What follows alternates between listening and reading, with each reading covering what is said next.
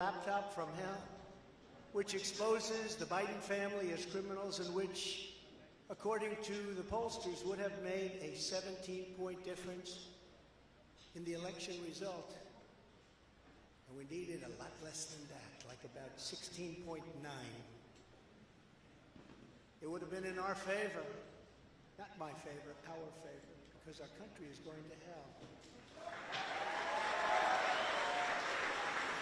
And we remember the 51 intelligence agents who said Hunter Biden's laptop was Russian disinformation. It didn't exist. It was Russian disinformation. Remember that?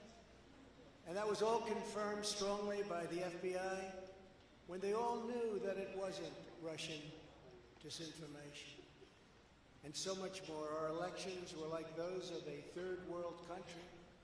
And now this massive election interference at a scale never seen before in our country, beginning with the radical left, George Soros-backed prosecutor Alvin Bragg of New York, who campaigned on the fact that he would get President Trump. I'm going to get him. I'm going to get him. This is a guy campaigning. He wanted to get President Trump at any cost, and this before he knew anything about me, didn't know a thing about me. He was campaigning. As it turns out, virtually everybody that has looked at this case, including rhinos and even hardcore Democrats, say there is no crime and that it should never have been brought. Never have been brought. Never brought. Even people that aren't big fans have said it. They said this is not the right thing to do. It's an insult to our country, as the world is already laughing at us for so many other reasons, like our open borders, our incompetent withdrawal from Afghanistan, where we left behind American citizens, $85 billion worth of the best military equipment in the world, lost 13 magnificent young lives, and far too many to mention that are so badly hurt with the loss of arms or legs and facial obliteration. The most embarrassing time in our country's history, in my opinion. Then our give up on energy independence and even energy dominant. We're going to be dominant within 6 months, more than any other nation times 2. We had this all just 3 years ago, our raging crime statistics. If you look in Democrat-run cities, numbers the likes of which we have never seen before, the open threats by various countries of the use of nuclear weapons, something never mentioned or discussed by outside nations during the Trump administration, and which could very well lead under the Biden administration's leadership to an all-out nuclear World War III can happen. We're not very far away from it, believe it or not. An economy that has been crippled by the biggest inflation we have seen in more than 60 years, and a military that I used to defeat ISIS in 4 weeks. They said it would take 4 years. 4 weeks. To kill al-Baghdadi and Soleimani, that has now gone woke at the top levels by trying to indoctrinate everyone down to the lowest ranking patriot. But now they have really stepped up their efforts by indicting the 45th President of the United States, who received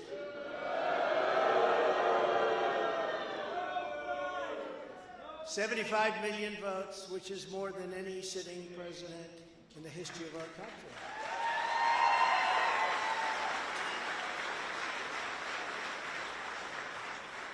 And in the wings, they've got a local racist Democrat district attorney in Atlanta who is doing everything in her power to indict me over an absolutely perfect phone call, even more perfect than the one I made with the president of Ukraine. Remember, I kept saying that's a perfect call. This one was more perfect. Nobody said, sir, you shouldn't say that. Many people on the phone. Or hung up in disgust because of something I inappropriately said. Because nothing was said wrong. In fact, at the end of the call, we agreed to continue our conversation about election fraud and election fraud, specifically in Georgia, at a later time. Many people on the phone, including lots of lawyers, nobody found anything wrong with that perfect call until a book promotion tour many months later. All of a sudden they say, you know, I remember Trump making a call. Let's look at that. This fake case was brought only to interfere with the upcoming 2024 election, and it should be dropped immediately.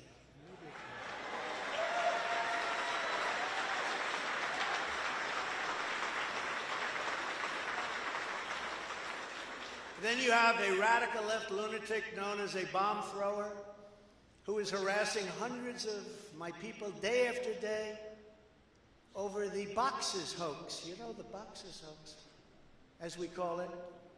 Just so everyone knows, I come under what's known as the Presidential Records Act, which was designed and approved by Congress long ago just for this reason. Under the act, I'm supposed to negotiate with NARA, the National Archives and Records Administration, which as of this date is a radical left troublemaking organization that red flags the Constitution of the United States and the Bill of Rights as dangerous and triggering. Can you imagine? This is what we have to deal with. But there is no criminality under the Presidential Records Act. That is not what it's all about. We were negotiating in very good faith, proper way, in order to return some or all of the documents that I openly and in very plain sight brought with me to Mar-a-Lago from our beautiful White House, just as virtually every other president has done in the past. When FBI and DOJ officials with NARA were here, I told my lawyer to show them the very secure storage room in which they were locked. The FBI's sole request in writing was, could you please put another lock on the door? We immediately complied. It's a lot different than the Biden situation, isn't it? The next thing I know, we were raided by many gun-toting FBI agents who took whatever they wanted, including my passports and medical records. Everybody was in shock. Nobody had ever heard of such a raid before. Can't even believe it. Who would think that that could happen today? I immediately thought of the Fourth Amendment that protects against unreasonable search and seizure. But they did it anyway because our justice system has become lawless. They're using it now, in addition to everything else, to win elections. Apparently, they're not looking at me through the view of the non-criminal Presidential Records Act. They came up with a new one. This is a new one. And they're looking at me through the Espionage Act. Think of that. How does that sound? Of 1917, where the penalty is death. Even though that has absolutely nothing to do with openly taking boxes of documents and mostly clothing and other things to my home, which President Obama has done, the Bushes have done, Jimmy Carter's done, Ronald Reagan has done. Everybody's done. In fact, Hillary Clinton got rid of 33,000 emails, and that was okay. But nobody's done it like Joe Biden. This lunatic special prosecutor named Jack Smith, I wonder what it was prior to a change, who others of his ilk say he is even worse than they are, is only looking at Trump, yet Joe Biden took massive amounts more documents, even removed many boxes to Chinatown. You believe that? Just got $10 million from China. Where did that come from? I guess they were banking on Hunter's expertise, and had others stored in unsecured offices in Pennsylvania and strewn all over his garage floor, where his now very famous Corvette is also stored. All over the floor, including classified documents. But that's okay. Perhaps most importantly, he has 1,850 boxes in Delaware, which he is refusing to give up. But isn't that real obstruction? That's obstruction. As president, I have the right to declassify documents. And the process is automatic. If I take them with me, it's automatic. Declassify. Biden was vice president. He had absolutely no right to declassify as vice president. He doesn't come under the Non-Criminal Presidential Records Act. He comes under the very criminal Federal Records Act, unfortunately for him, but it's not going to matter because they don't follow the law, which has very severe penalties. He had classified documents that he took while he was a senator, which is absolutely inexcusable. And other senators, including Democrats, are outraged. But he's not being harassed and hounded like the people who work for me are. In fact, they seem to have forgotten about his documents entirely. So many, thousands and thousands. It's okay with him. They like to say that I'm obstructing, which I'm not, because I was working with NARA very nicely until the raid on my home. But Biden is obstructing by making it impossible to get the 1,850 boxes or explain why many documents were located in Chinatown. Can't explain it. Why were they in Chinatown? I don't know. Lastly, I'm under investigation.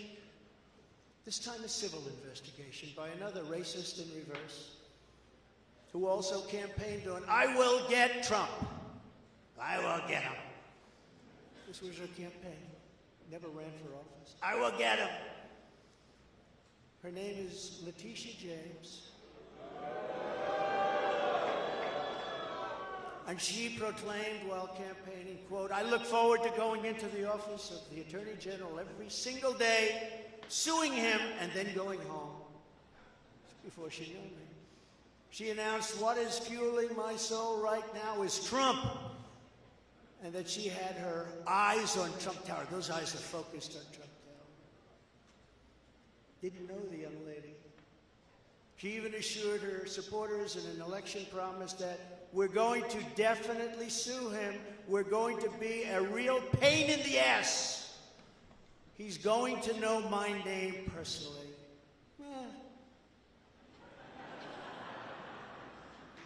And then she claimed that I was an illegitimate president. Think of it.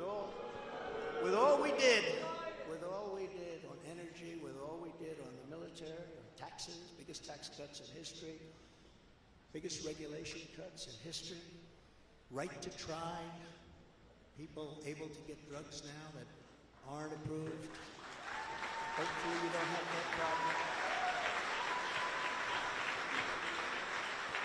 Letitia James vowed to use every area of the law to, quote, investigate President Trump and his business transactions. Those transactions are going to be investigated, she said. And that of her family and his family. Because we're going after his family, and we're going after them hard. This is all before entering office and all before knowing anything at all about me. But she's going to get me. This is why, along with unrelenting crime, so many people and companies are leaving New York. She said that I falsified my financial statements, but in fact we're proving and will prove that my financial statements were substantially more than we submitted, not less. And in all cases have a strong disclaimer clause in them which tells the institutions that may look at that if they want to, not to rely on the statement. But they've got a problem with their case because, number one, I'm very under-leveraged. They can't believe it, all the stuff they read and gave, and have very little debt relative to the value of assets.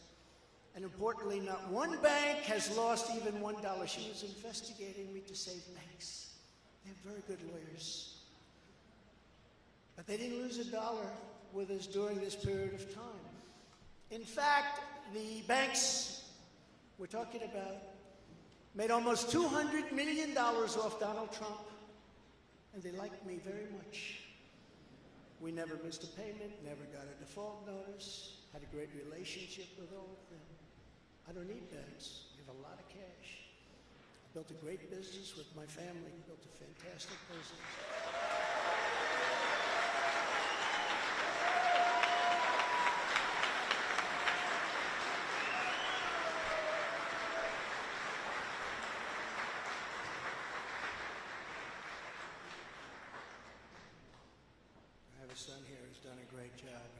son here who's done a great job.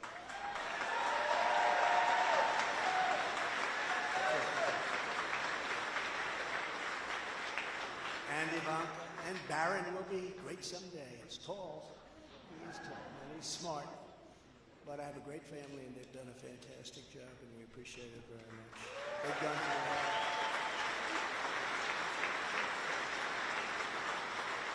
So she's suing me over banks that weren't defrauded when she should be focused on violent crime that's driving people out of the state. This is a persecution, not an investigation.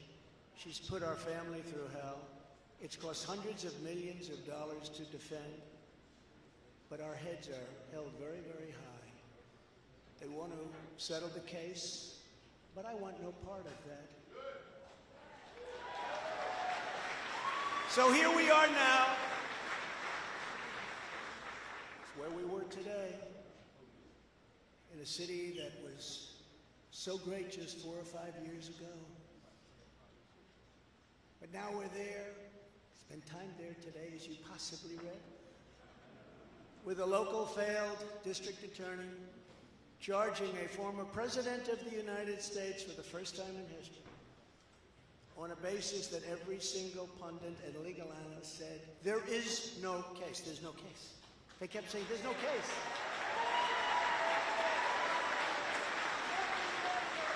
Virtually everyone.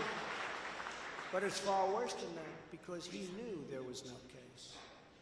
That's why last week he delayed for a month and then immediately took that back and threw this ridiculous indictment together. Came out today, everybody said, this is not really an indictment, there's nothing here. My lawyers came to me and they said, there's nothing here, they're not even saying what you did. The criminal is the district attorney because he illegally leaked massive amounts of grand jury information, for which he should be prosecuted, or at a minimum, he should resign. And Alvin Bragg's wife confirmed a report that claimed her husband has Trump nailed on felonies. She has since locked down her Twitter account. His chief prosecutor, who represented the Democrats and crooked Hillary Clinton in a firm run by Chuck Schumer's brother, Robert, he quit the firm in order to go to work in the DA office in order to get Trump. Can you imagine that? Hillary Clinton's lawyer, Democrat firm. Ultimately, he quit as chief prosecutor because Bragg didn't think he had a case. Think of that same guy that brought this ridiculous thing today. Yet during his investigation, this prosecutor named Mark Pomerantz wrote and published a book saying all sorts of privileged things and has been very strongly reprimanded. He was reprimanded so strongly. I've never seen anything like it. That's probably the end of it. But what he did was probably very illegal. But he was very, very strongly reprimanded. Even District Attorney Bragg was furious with him. They were having a tremendous fight in the office because of it. But hope is never lost because various prosecutors in the DA's office also quit because they thought President Trump was being treated very unfairly. How about that? Isn't that great? Oh, I love them. I'd like to meet them. I'd like to meet them. The DA's office even had a web page. Meet the team of executives who have done this to President Trump. That was the title. Isn't that nice? They immediately had to take it down. Meanwhile, overall, crime in New York was up 30% last year. Much more than that the year before, with felony assaults, robberies, and burglaries all up by massive, massive numbers. Not the same place that I know, not the same place that you know. And this is where we are right now. I have a Trump-hating judge with a Trump-hating wife and family whose daughter worked for Kamala Harris and now receives money from the Biden-Harris campaign and a lot of it. We recently had another trial, and the same judge told the fine man who worked for me for many, many years that if you admit your guilt, you will be in jail for 90 days. But if you don't, If we go through a trial and you're found guilty, you're going away for 10 years or maybe longer, which for a 75-year-old man with a great family really means life. What the prosecutors and judge did to that man, I will never forget, because it's right out of the old Soviet Union. That's where we are. They said, you say anything about Trump, meaning that's bad, and you won't even have to serve the 90 days. You'll walk free. And they say that to many of my employees. We have this Jack Smith lunatic threatening people every single day through his representatives. They're threatening jail terms. But talk about Trump and you'll go free. This is where we are as a nation. Who would have thought? They can't beat us at the ballot box, so they try and beat us through the law. That's the country in which we live, however, right now. The USA is a mess. Our economy is crashing. Inflation is out of control. Russia has joined with China. Can you believe that? Saudi Arabia has joined with Iran. China, Russia, Iran, and North Korea have formed together as a menacing and destructive coalition. Would have never happened if I were your president. Would never have happened. Nor would Russia attacking Ukraine have happened. All of those lives would be saved. All of those beautiful cities would be standing. Our currency is crashing and will soon no longer be the world standard, which will be our greatest defeat, frankly, in 200 years. There will be no defeat like that. That will take us away from being even a great power. If you took the 5 worst presidents in the history of the United States and added them up, they would not have done near the destruction to our country as Joe Biden and the Biden administration have done.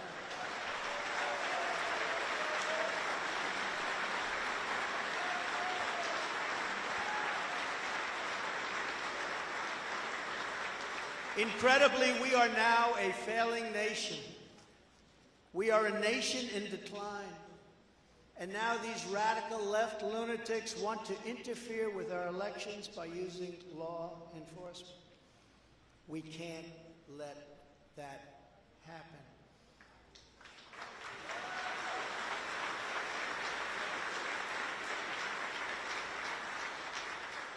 With all of this being said, and with a very dark cloud over our beloved country, I have no doubt, nevertheless, that we will make America great again.